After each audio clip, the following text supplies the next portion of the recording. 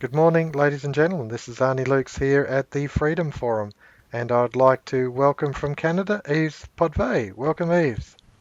Good morning. No worries. Now, Yves, today's subject, the Bank of Canada.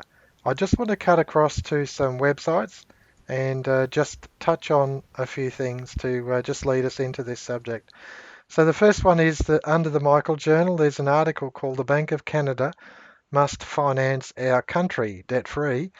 All I did to find that was to actually type in under the search facilities that are there, and these results, quite a few came up. And there's also another article, and that is the Bank of Canada does not fulfill its function. So that essentially lays the groundwork for the introduction to today's discussion. Eves. Yeah, uh, Bank of Canada is very interesting. Everybody in the world, I heard that the banks, the other banks, different countries, kind of wish that they had a bank like the Bank of Canada. Hmm. It's the only country. The only country. Canada is the only country out of the G8 countries Hmm. that have their own public bank.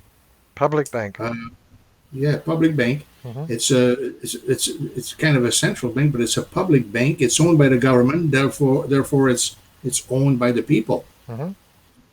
And for many years, it financed a lot of the infrastructure that had to be built in this country. Hmm. Uh, I can mention maybe a couple. Uh, the Welland Canal, which connects the Lake Ontario to Niagara Falls, Lake Erie, Hmm. was they needed a place to bring the ships in and out, Hmm. so they built a canal and didn't cost anything to the Canadians. Hmm. The check was issued to the contractors, Hmm. and the work was done and finished, and that was it. So it Uh, was an issue of new credit, basically debt free. Is that right? yeah, yeah. Was it debt free or was it interest bearing and the government, if you like, No, carried the it was debt free. It it was was an debt free. issue of new credit debt free? Yeah. That's what I understand, and it didn't say that. Now, Mr. Evan and the way he explains it is, uh, if you build a bridge, Hmm. you build it, you assess how long the bridge is going to last. Hmm. So let's say you say it's going to last 100 years. This Hmm. is how we assess it. Hmm. So every year after the bridge is built and paid, you would assess how much how much that bridge costs, Yep. and over the 100 years they would pull taxes out of the citizens Hmm. to maintain that bridge. Yep. That's the only tax that would be present in our society, in social credit society. Okay. Yep. So one thing that they did is the Welland Canal was built that way. The Trans Canada Highway was Hmm. built that way. Hmm. There's no way to assess the cost on that highway. I don't know how much it would cost, but because it takes years to build it, Yep. but they built it, and there was pension plans that were paid that no debts was put on the Canadians, Hmm. and that's the basically the Bank of Canada was set up for that. Hmm. Even build schools, give municipality loans that didn't cost any interest, Yep. kind of thing. So they had many functions, but now those functions are taken over by the private banks. And as you know, everything that the new credit that comes out is a new debt. That's right. Yep. So there is interest charged on it. And today we have a debt that's unpayable. Hmm. It's gone beyond reason. And people don't even wonder about it. Oh well, oh well. Hmm. It's got to be explained. It's tough. Mm. You, I think it, we talk about the debt clock all the time, and on this forum and other forums, and the fact is the debt is continuing, and there is currently no political will to actually reverse that process by issuing either new credits, debt-free credits through the government, or debt-free credits through the community, through the individuals in community. But both would alleviate debt, and providing it was done in a fashion that was, if you like, commensurate with the productive capacity of the nation. So it actually reflected in a balanced form the spending power or the cost that goes with the production. Then of course it's a cost neutral. It's actually you're able to buy what you produce. So it becomes quite frustrating, because I know Australia has a similar story of projects in 1912 to 1924 under our Commonwealth Bank. New credits were issued, and this includes across the First World War. We came out of the First World War, all debts were cancelled. All debts that we incurred as a consequence of the war were cancelled. So we were debt free, and we had built up Australia's infrastructure, East-West Railway line, our steamships, our woolen mills, even exploration development for oil refineries, I think it was wireless radio, Board of Works, which is to do with sewage and water. It was significant expansion of infrastructure, and we came out of that in a very strong financial position. But there appears to be no political will to actually alleviate debt. They're actually imposing debt essentially as a tool, or if you like, a weapon. Yeah, it's amazing that the Bank of Canada, as a matter of fact, that they went from 1973 to now.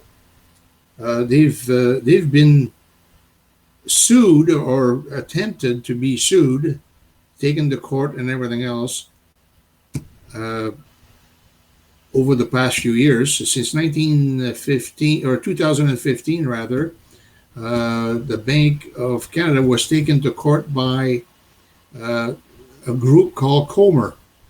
Okay, can I just I'll just cut across here, because I've actually got I've got their website up, Coma, and in particular, I want to actually go to a different site, and that is this one here, which is a working paper from the Levi Economic Institute, working paper 848.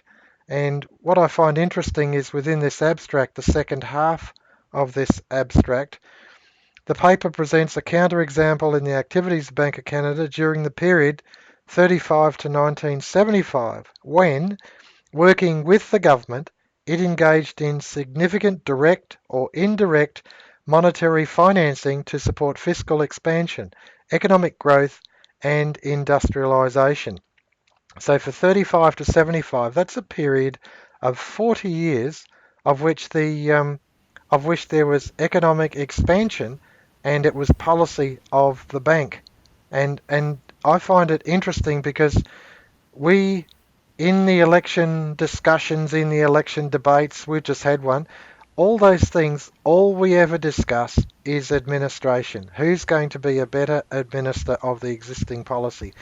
But no one talks about changing the policy so that we can actually redeem debt, get out of debt, and enjoy the, if you like, the productive capacity that we easily have within our own communities, so that we can enjoy it debt free. It's a completely anomaly, and it's deliberate, and it's withheld from us, and it's withheld from us by the, if you like, the mainstream media. Never discuss it. The elites, the industrial elites, even the pulpit doesn't discuss it. What we've got to do is we've got to go back to encyclicals, ancient or historical encyclicals, where it has been discussed. But currently, the drums should be coming from the pulpit, and it's not, and it is really, really frustrating. Yves. Well, there is one place where they talked a lot about it, and it's through the social doctrine of the church. The popes have put out different encyclicals Mm-hmm, throughout the years, as far as 400 or 500 years. mm-hmm, And certain popes have put out encyclical to denounce the financial system. Mm-hmm. Not they didn't. Some of them may have mentioned it, but they don't mention the directly the banking system. Mm-hmm. But they mention the financial system, the Mm-hmm. tyranny, and it is. They went as far as saying that it is murderous. It is thievery. Mm-hmm. Mm-hmm. So it's not like it's not available. Even the Catholic Church, the Catholics don't even know anything about these things because the doctrine of the church is not taught to the parishioners or the Catholics. Mm-hmm. We're the only one that talk about it. Mm-hmm. We go out and tell them about the social doctrine of the church, and they don't. They look at me like, "What are you talking about?" Mm-hmm. Because they haven't talked about it. There's nowhere else. But that's how, for example, jumping over to Comer, they've denounced the banking system. They've tried to sue it because our Constitution Yeah. actually mentions different articles that, for example, the income tax. You're not supposed to pay income tax. Like in many countries, would charge income tax. Income tax is a Karl Marx idea. Yeah. Yeah. If you're Progressive a tax. Marxist, then you agree with that. But That's right. if, Yeah. if you're not a Marxist, then income tax was Karl Marx thought of that to destroy the family. Mm-hmm. That's the first thing that would happen is it would destroy the family with their financial problems and all that. Mm-hmm. So anyway, that was part of it. But again, Comer, through Rocco Galati, a constitutional lawyer, Yeah. went to court. Yeah. That was 2016, 15, 16. Mm-hmm. But what some of the articles that I read through Comer Mm-hmm. is that there is three banks in the United States that had been sued in a similar way. Not Mm-hmm. so much with the Constitution, but Mm-hmm. I don't know what the case was, Mm-hmm. but they were sued by citizens, and the banks just paid them off, and we never heard about it. Mm-hmm. But the Supreme Court of Canada wasn't in favor of taking the Bank of Canada court, so that's why it ended in 2017. Mm-hmm. We're not interested in the case, so we don't want to hear it. Mm-hmm. Can you imagine that? That's our judicial system. I read an article a couple of days ago. I only read the headlines to it, but it was an interesting article. And it was that it was essentially a headline that said that the courts will decide what the politicians dare not. The politicians dare not. So these really difficult cases, the courts just get the judges to go the way that they want. Now I want to actually just cut across to another website here, Yves. So I'll lose your audio. This is Positive Money, the Levi Economics Institute, which is where that previous article came from. And I just want to touch on this, that this bloke here, Rocky Galati, is Rocky Galati, yeah, Rocky Galati, is suing the Bank of Canada. So if you go to this website, Positive Money, and have a look, you'll actually be able to chase up important articles, and also on the Comer, Comer, Comer website, there's links there, and so it'll take you to basic income, positive money, and other websites of interest. Now, one thing I will say, and that is that the encyclicals are completely available. They are completely open, and if you just go to the Vatican website and you do a search, you'll find all of those encyclicals. And I'm pretty sure that Michael Journal website would actually have links to them as well.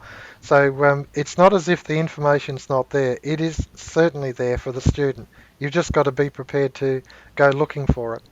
Eves, Yeah. yeah. The the sad thing is that it's hard to say, but most of us have a notion of what the problem is. Nobody understands the banking system. Mhm. Not too many people, anyway. We Mhm. do, but because we're social creditor, we've been studied. But when you talk to a politician, he hasn't got a clue, Mhm. and really, he doesn't want to hear about it. He Mhm. just wants to make sure his job is safe. Mhm. He's going to get a pension at the end of 8 years. Mhm. So they have a lot of them have good intentions. I'm Mhm. going to do this when I get into the the my throne or whatever you call it. Mhm. In they say power, but it's not really power. But anyway, when Mhm. they get into the head of the party and they get voted in and so on and so forth, Mhm. they have very good intentions. A lot of them says, "I'm going to cut down the taxes. I'm going to help the people with money. I'm going to do this." I talk to them, and a lot of them they mean to help the people, Mhm. genuinely help people. Mhm. Problem is, once they're behind the door and they close the office and everything else, they say, "Now I'm going to establish a less taxes, and I'm going to do this. I'm going to do that." Then he gets a knock on the door, Mhm. and the person that will tell him what to do is there. Mhm. He's not like any of these politicians don't have the power to say, "I'm going to do this. I'm going to do that." Uh, so they're gonna get their directions Mhm. as soon as they start, and it's the opposite of what they wanted to do that happens. Mhm. You have to tax the people. Make sure you have enough taxes for your budget. Mhm. Otherwise, you'll talk about a deficit and so on Mhm. and so forth. So, Mhm. and the politicians or the people that work for the government are really scared to play against the bankers because when they're threatened by these these people Mhm. behind the scenes, the government behind the government. Yeah. They're scared because not only they might lose their job, but they might get even harder for their family. Mhm. As we can see with Trump now, Mhm. the globalists are trying to hurt him badly. Mhm. So we hear a lot of things on the news, but to make decisions, you would end up like Kennedy, John F. Kennedy, Yeah. or Abraham Lincoln. Yeah.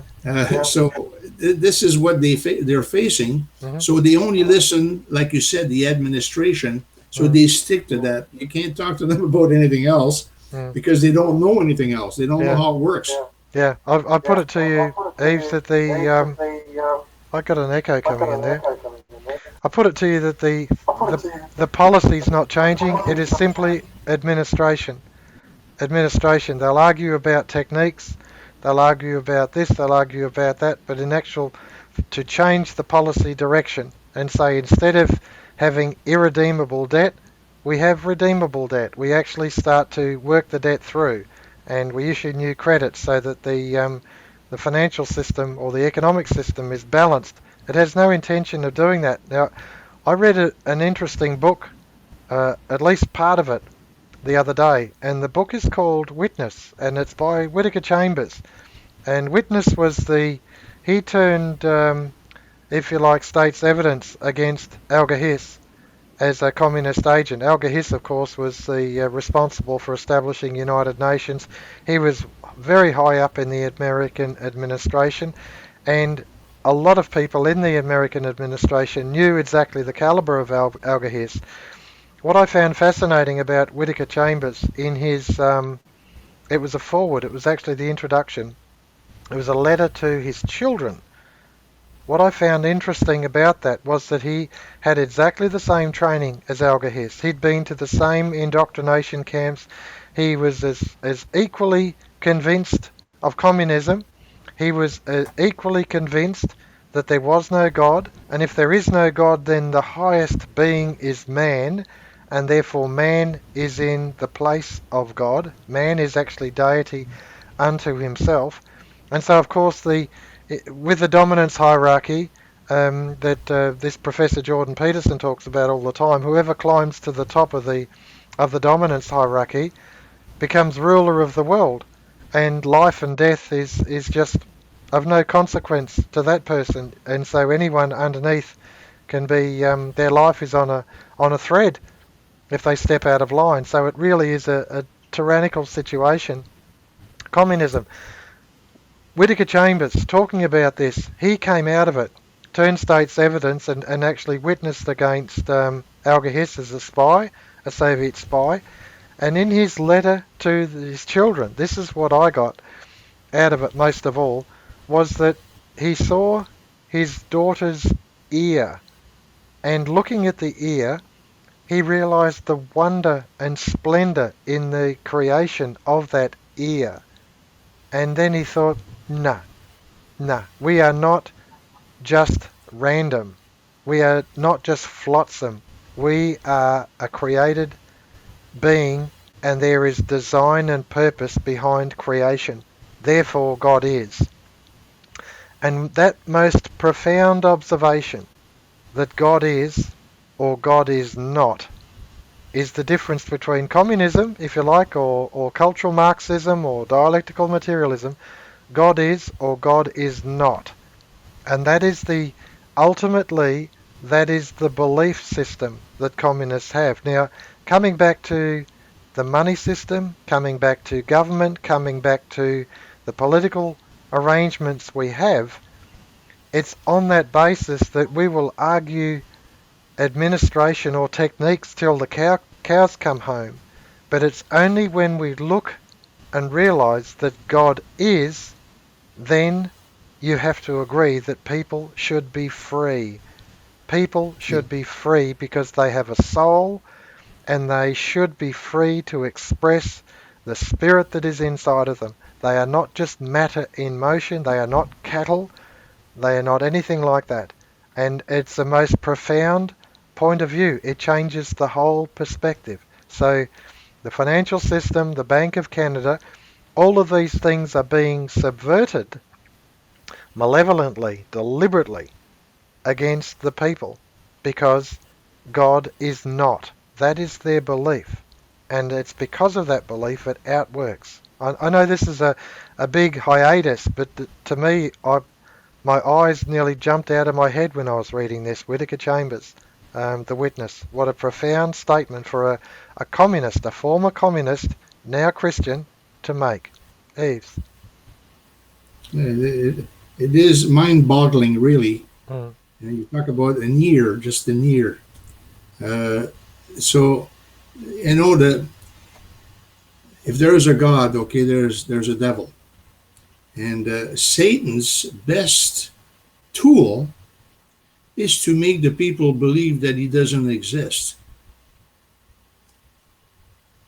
So when you have a, a problem in the world and people don't understand it, most likely it is a spiritual problem. It is something you cannot see, you cannot put your finger on it because it is beyond our understanding. mm, And the devil plays a big part in that, mm, obviously. mm, So it is hard to believe that the people know that there is solutions, but they choose the easy part, the self helping part. mhm, mhm, So people will not get ahead unless we teach them love. You mm, have to look at your neighbor, and this is the only way we're going to survive. mhm, I wrote an email to a priest last week and told him exactly that, uh, and uh, uh, and I even told him that C.H. Douglas, Clifford U. Douglas, the founder of social credit, even said at one time, uh, if we do not establish social credit soon, mhm, Christianity will not survive. mm, So, what does social credit have to do with Christianity? mm, So, social credit is Christianity applied, mhm, or applied Christianity, if you want to say it that way. mm. So, it is not only a monetary thing; it's a whole thing. That's right. Yeah. Sometimes we don't understand the problems that are, you know, some even in your own family you don't understand some problems where you're fighting principality, you're fighting something you can't see. Mm, This is tough to explain to people, but mm. Yeah, yeah. No, I appreciate where you're coming from on that. That even if you like, this thing called freedom, freedom is a, if you like, it's not a political thing. It's actually a religious thing. Freedom is part of your religion. It's Christianity that gives you freedom, and only Christianity. All other religions don't have that. They don't have freedom as part of their, if you like, their doctrinal thesis there that's inherent within the very nature of that set of beliefs. And freedom is for the individual. It's not, um, the Bible teaches you about leaving the 99 to go and sort out the one that is lost. It talks about the person who had demons in him that were cast into the herd of swine, so that he would be free, and the herd of swine, the mob, all it was good for was to run off a cliff. Um, and all these types of things, it's all about the sanctity, the sacredness of this free individual that is given eternal life. And it's not this business of God is not. It's a morbid state of thought, and of course the policies that outwork from that point that God is not, the policies that outwork, that's what we're looking at. That's why there's so much confusion. Because when God is not, anything goes. Whereas when God is, then at least we look for truth in natural law. We look for, well, mum and dad and the kids, is that an homogeneous family unit? Is it sacred? Is the relationship between Yes. the parents sacred? Is the relationship to the children sacred? Is work sacred? Is the relationship between you and your neighbour sacred? Every one of those is a yes in a Christian society, in a Christian point of view. But when God is not, then anything goes. There are no norms because it's only a construct. There are no norms. There's no this, there's no that, and so when there's no norms, of course, and I use the word communist because it really is. It's a point where man is the highest being. That's what this thing is all about. That's what this fight that we're involved in is all about. And the fight is actually within the minds, hearts, and souls of every human being, as Solzhenitsyn said. Evil, if you like, you can call it Satan, you can call it the devil, is in the heart of every man. Evil can be done by any person. Cain or Abel is within each person. We can be Cain or Abel. It's up to us. And to me, this is if you like, this is the most profound thing, to see policy being worked from a different philosophy where God is not. And that's what we see. That's why America will just answers all questions with bombs and guns. And so does it looks like China is prepared to do the same, and any dictatorial nation does exactly the same. They don't answer it with reason or discussion or debate, but with guns and bombs. Eves. Hmm, Yeah. Well, man wasn't made for systems. Systems were made for man that's right. to help him to make his life easier. Mhm. This is why, and God gave us that. Mhm. Uh, in the gospel, there's a word, but actually there's three words that were given to us: uh, faith, Mhm. hope, And love. and charity. Mhm. Charity out of the three is the most important one, Mhm. and it means, where has charity gone nowadays? People even say, "What am I, a charity case?" They make a joke of it. Mhm. Yet charity is something. It's not giving somebody money. It could be, you could help somebody psychologically. Mhm. You could help somebody in money, yes, in food, being friendly, and so on and so forth. Mhm. But that is what we're lacking Mhm. nowadays. It's the hatred of people that drives us to these terrible things, wars, and so on and so forth. Mhm. So charity would be the first thing Mhm. that I would like to practice and try to love my neighbor. I know sometimes it could be hard, but you know, everybody's got some good in them, Mhm. and that's why, as a Catholic, you're not supposed to even hate your enemy. You're supposed to love your enemy. See, Pray that's for the those. way. That's right. Pray for those who despitefully use you. That's right. Yeah.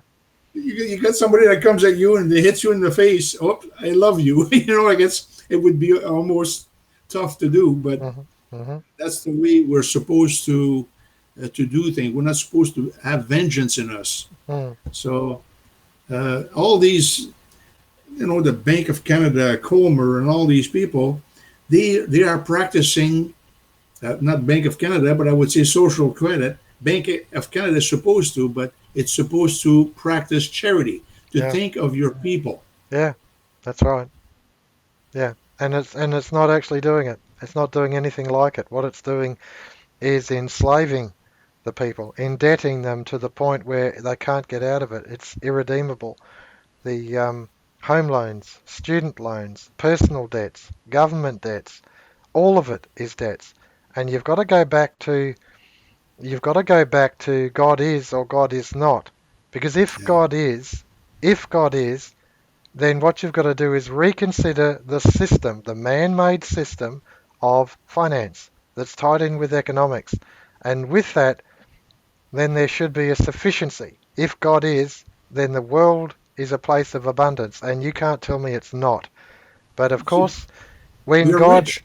when God is not, when God is not, this is where the green movement comes from, where God is not, because it's one of pessimism and of death, and it's simply a struggle for power, and that's all it's about, where God is not. The highest form of anything in existence is man. And if he can think it, then so be it. And of course, when you look at the history of China, the history of Soviet Union, the Ukraine, all these 5-year plans, man will think it, therefore it is.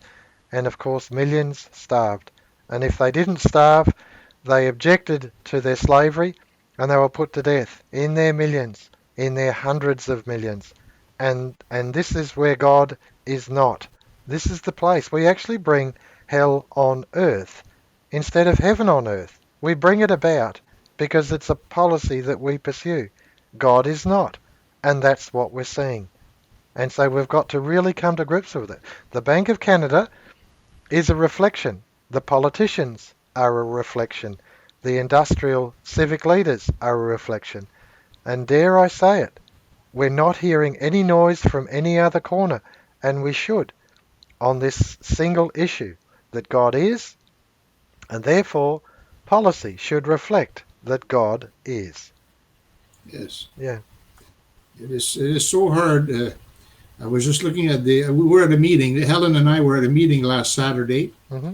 a Comer meeting. Okay. It was their yearly uh, general, not a congress, but a kind of a conference. Hmm. And they elect directors and so on and so forth. I met a lot of people there. So they have a button that you would wear on your lapel. It's about this big, I guess.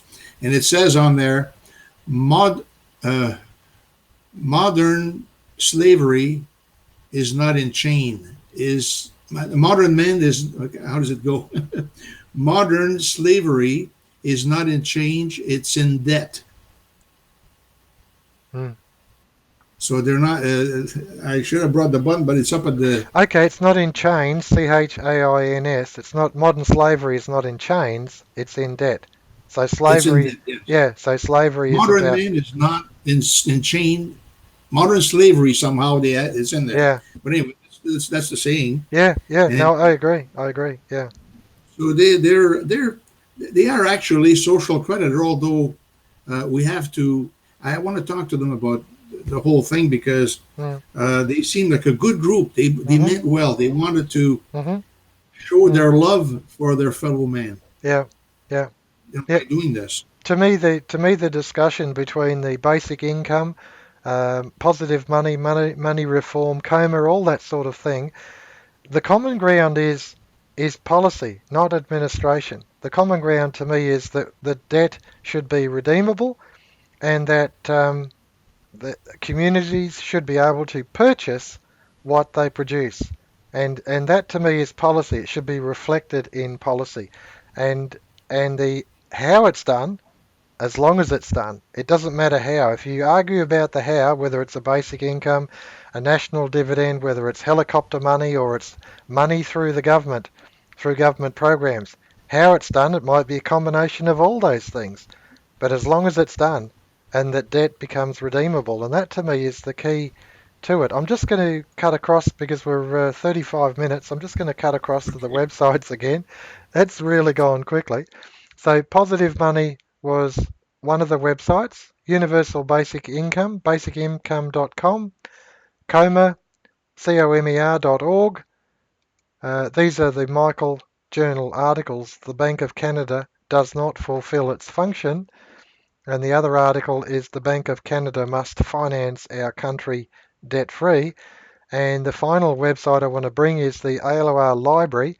Just to give you a heads up, there's a lot of there about finance. Douglas books are there, but also, which we mentioned, Rerum Novarum and Quadragesimo Anno, which are the two encyclicals that I think are a big part of our discussion this evening. Um, Closing comments, please, Eve. Yes. Just before I go, I'd like to mention to you about the books. They had two guys at that meeting at Comer meeting, Hmm. and they're building a new website for themselves. Yeah. They had two young men there that's what the business they were into, but they were also part of Comer. Hmm. But they have a library, That's and I right. don't know if you've seen any of these of the books that they have, but I just thought that I'd mention that. Okay. Um, so my closing comment is uh, we we talk to people. It is hard to talk to people, but every time you talk to somebody, you open up something that touches them. Hmm. The bottom line is, some people say, "I'm not interested." They do what they want, and I don't care. But every time you talk to somebody, you get some kind of a feel that they're, yeah. What are we going to do when Hmm. the time comes? Are they going to Hmm. establish communism? Are they going to make a big war to get rid of people? Hmm. Nobody talks about canceling the debts. That's unthinkable. That's Hmm. we Hmm. can't think about that. It's all Hmm. made up of phony money, Hmm. ledger money, or whatever they call it. But basically, we'll just have to talk like we do now. Talk to other people around you, Hmm. and tell them about the Arnis Luks, forum. Hmm. So that's basically what I would tell them. I'm glad that I got to meet somebody. We don't seem to have any argument. Hmm. We seem to agree with everything we say. Hmm. And you're from the other part of the world. That's right. You're You're 12 hours from me, and we talk about the same thing. Hmm. We agree with everything. Hmm. So, what's wrong with the truth? That's right. A change of policy. That's exactly right, Eve. I agree with you. Yeah. Mm. Yep. No worries. Thank you very much, Ernest. I appreciate it. My pleasure. And I'll look forward to catching up again shortly, Eves. Yes. I've got some other tasks the next couple of weeks, but we'll see if we can't fit some things in, see what happens, what's out there. So thank you Oh so yeah. much. Thank you, Thank ladies you. and gentlemen. This is Arnie Luks here at the Freedom Forum. Thank you. Good day.